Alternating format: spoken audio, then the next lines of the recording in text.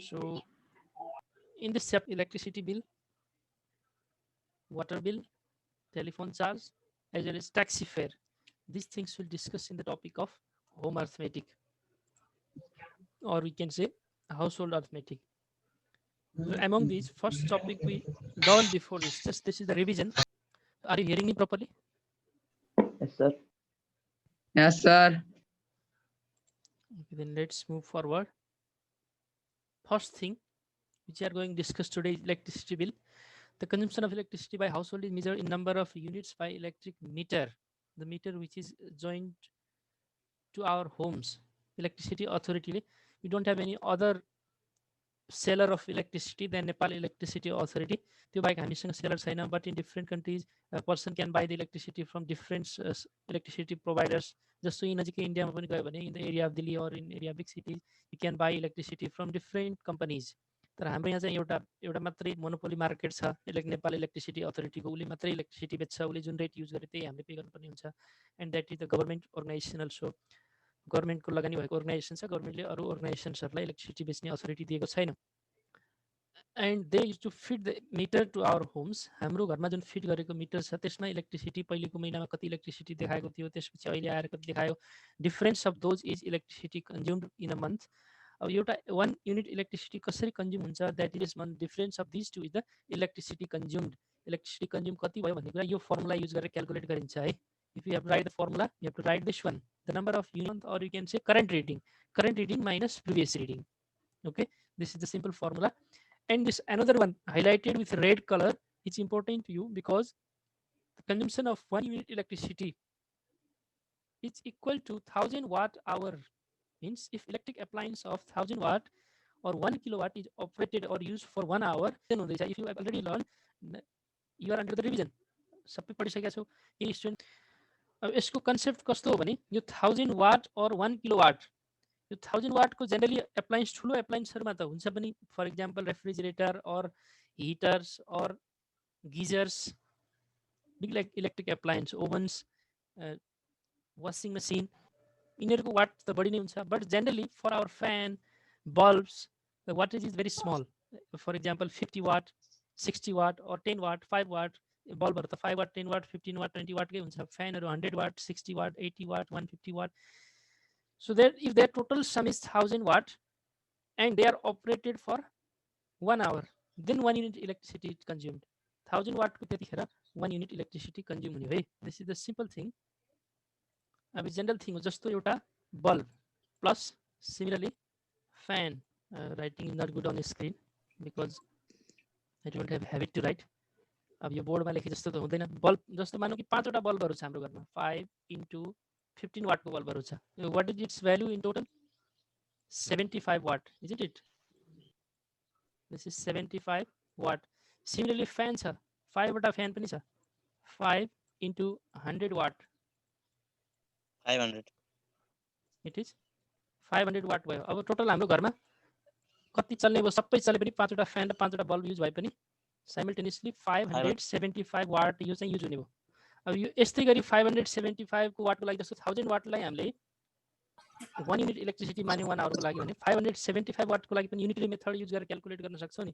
जस्तो हामीसँग 1000 वाटको लागि छ भने 1 वाटको लागि भ्यालु निकाल्न सक्छौँ. जस्तो 100 पेनहरूको प्राइस छ भने एउटा पेनको प्राइस निकाल्न सक्छौँ. त्यस्तै 575 वाट युज हुँदा कति टाइममा 1 युनिट कन्ज्युम हुन्छ त्यो पनि हामी क्यालकुलेट गर्न सक्छौँ. That you will calculate in 10 class science. 10 क्लासको साइन्समा गएर यो क्यालकुलेसन्सहरू अलिकति गर्छौँ है त्यहाँ गएर. So this is important. Let's move to next slide now. Okay, I already said only one organization which is selling electricity in our country is Nepal Electricity Authority, and it has the different rates, and these are given in your book also, so you can check it yourself too. आफै check गर्दा पनि हुन्छ. Up to 5 ampere 8. And today you can check your electricity bill of your own home. आज एउटा बिलहरू तिमीहरूको घरमा छ भने एकचोटि सबैजना चेक गर कति बिल आयो, कसरी आयो, try to calculate it. Okay.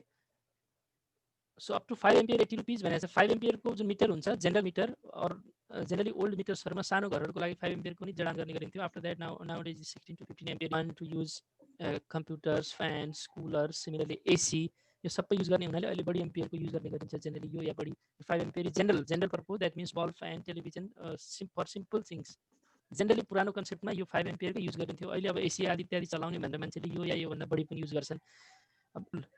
To pay the bill is up to 20 unit 4 per unit. That means 20 into 4 80 rupees. यही हो यहाँ माथि मिनिमम चार्ज दिएको छ नि, मिनिमम 20 युनिट्स भनेको छ, मिनिमम चार्ज 80 रुपिस भनेको छ हो, यही पे गर्नुपर्ने हो। यो जुन फर्स्ट नम्बरमा दिएको छ rate of 4 per unit up to 20 units, 20 युनिटसम्म यसरी पे गर्नुपर्छ भन्नुको मतलब मिनिमम 20 युनिटको लागि 20 into 4 it is 80 rupees. This one is the 20 units.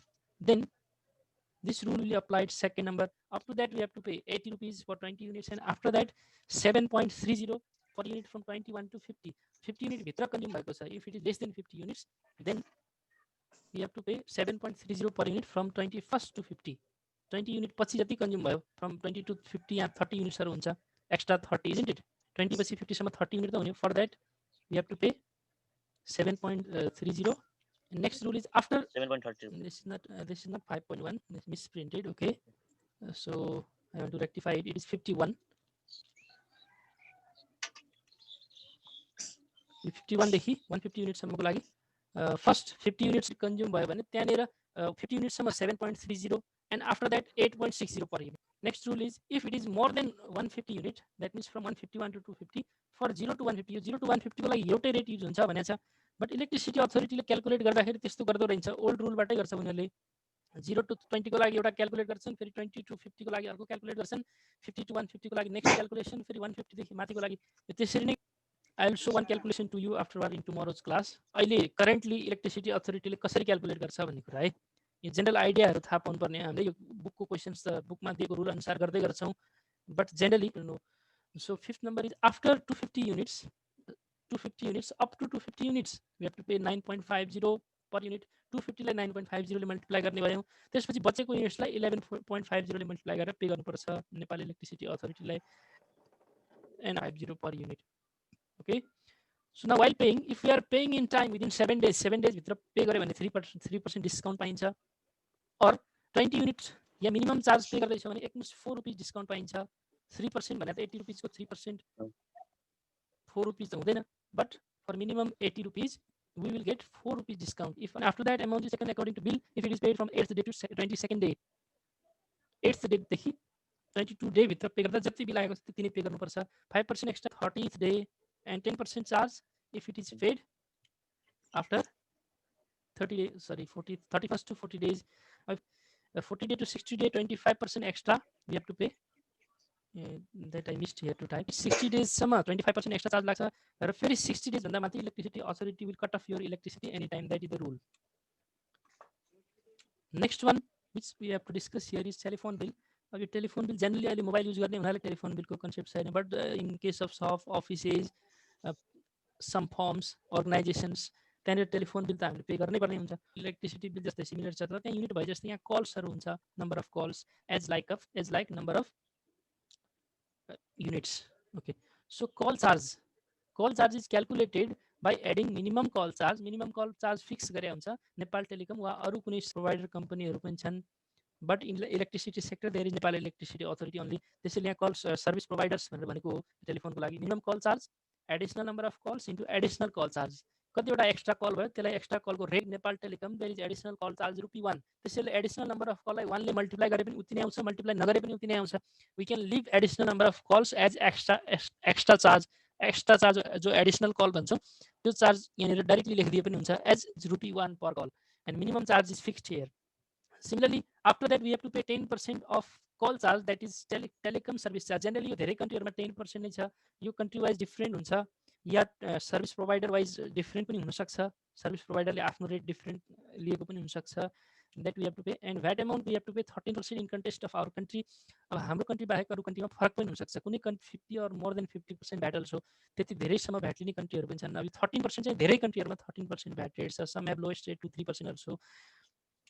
And total amount call charge, VAT amount कसरी निकाल्छौं भने 13% of call charge after adding telecom service charge. हामीले जुन टोटल कल चार्ज छ यसमा VAT amount निकाल्ने होइन कि VAT amount is calculated call charge जति आयो त्यसमा त्यसको 10% थपिसकेपछि त्यसको 13% हामीले चार्ज निकाल्नु पर्ने हो. It's okay. So if there is problem or if there is problem in sound, you may tell to me. Okay, are you hearing me properly? Yes, sir. Yes, sir. Okay.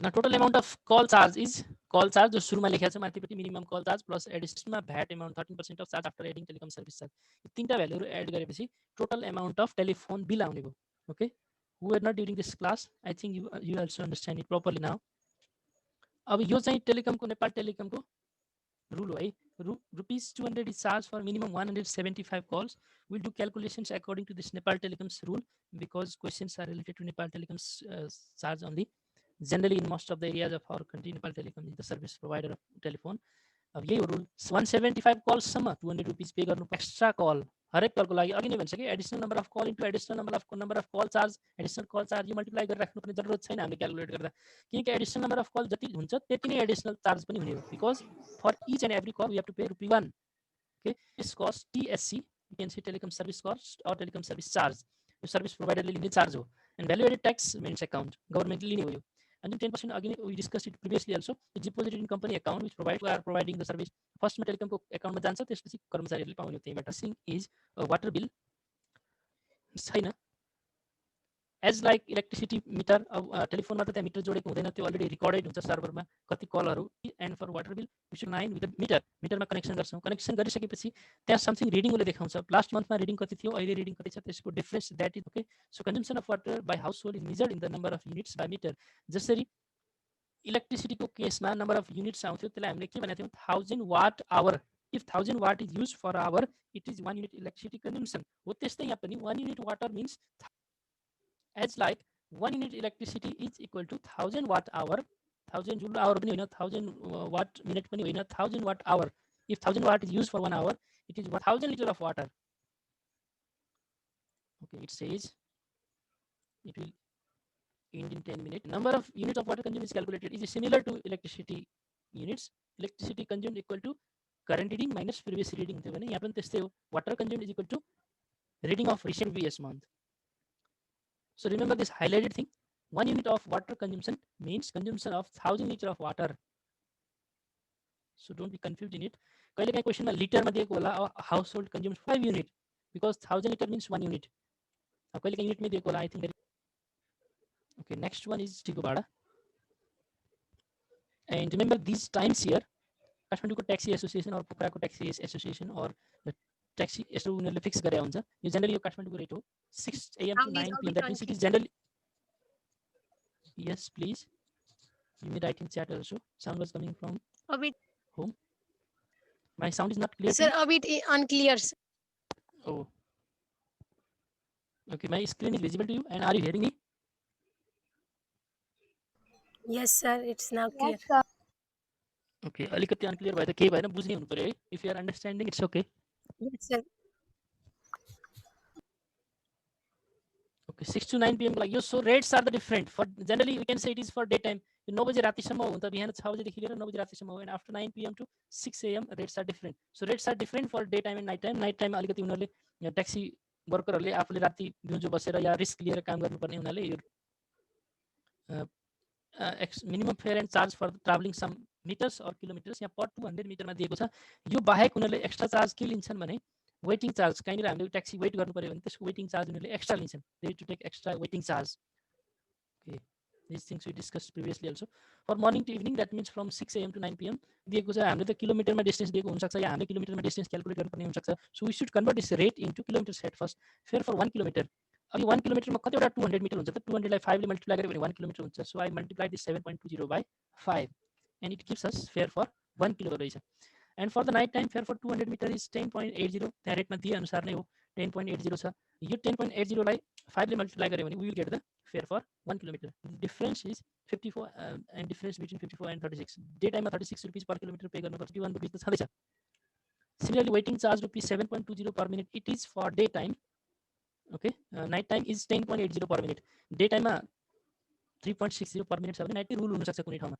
so that depends upon the rule okay these things we'll discuss here generally concepts are how to and similarly how to calculate electricity bill so let's go to their examples first related to electricity understand the question and its solution properly if not understand is the voice clear Sir, we can understand. Not full clear, but we okay There were 56, now 47. Why some of your friends left? There are about 10 students left Don't know, sir. because of revision. I Not think revision is beneficial to you.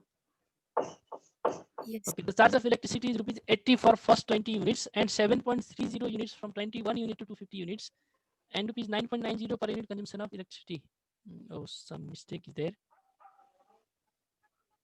Units to 50 unit only, sorry.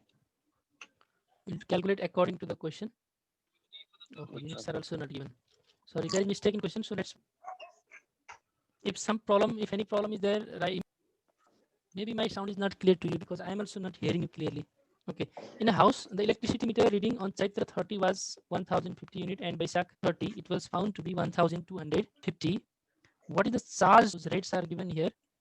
Minimum charge rupees 80 up to 20 units and after that 7.30 we have to calculate according to this. just तो question में देखो sir कई rate अनुसार calculate कर रहे हो आगे electricity authority को रेट में 20 देखिए 50 अलग रेट थियो 50 to 150 डिफरेंट थियो सिमिलरली 150 to 250 डिफरेंट थियो above 250 doing solution we should calculate according to the question consume unit कसरी आउने भयो current reading minus previous reading गरेर आउने भयो it gives us 200 units and minimum charge 80 rupees छ एडिशनल युनिट्स